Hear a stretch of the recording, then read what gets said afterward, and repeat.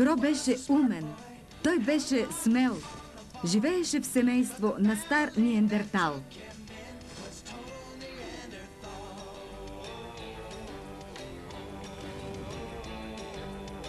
Кро сега е спомен за приятеля си Фил, открит от доктор Си, мамут в арктическия студ.